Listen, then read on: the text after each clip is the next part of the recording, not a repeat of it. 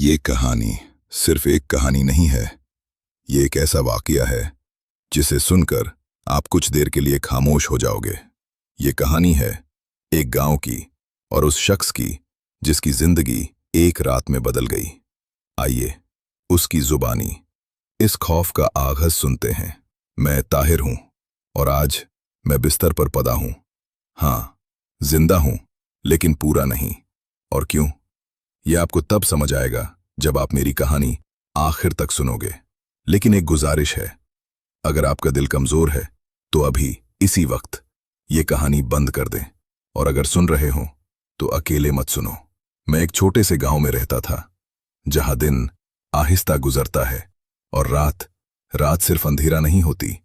रात चीजें छुपा लेती हैं, ऐसी चीजें जिन्हें देखना इंसान के बस की बात नहीं। हम 5 बेहान भाई थे, 2 बहनें, 3 भाई।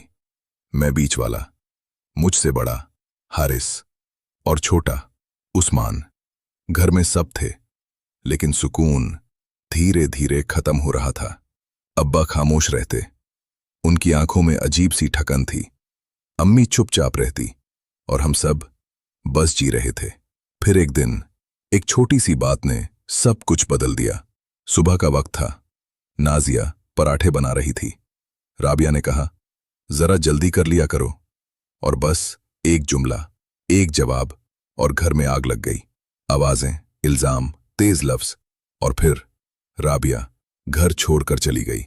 उस दिन कुछ टूट गया था।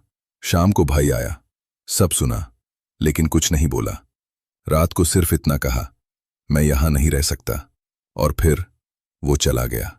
उसके बाद घर में सिर्फ खामोशी रह गई और जिम्मेदारी मेरे सर पर आ गई। मैंने काम शुरू किया, एक छोटी सी मुर्गी की दुकान। सब ठीक चल रहा था, सब नॉर्मल था।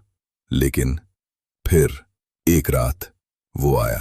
रात के 10 बजे थे, मैं दुकान बंद कर रहा था और तब मैंने उसे देखा।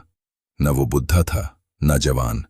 उसका चेहरा बिल्कुल सादा, लेकिन उसमें कुछ गलत था। न उसने मुस्कुराया, न कुछ बोला, बस हाथ उठाया। 1 किलो मुर्गी। मैंने उसे मुर्गी दी, उसने पैसे दिए और चला गया। लेकिन वो रास्ते पर नहीं गया, वो झादियों की तरफ चला गया, जहां कोई नहीं रहता। अगली सुबह मैं दुकान खोली और मेरा जिस्म जम गया। वही शॉपर, वही मुर्गी, बिल्कुल ताजा, जैसे कभी बेची ही ना हो। उस दिन मुझे समझ आ गया, कुछ गलत है। और फिर अजीब वाकयात शुरू हो गए। ये तो बस शुरुआत थी।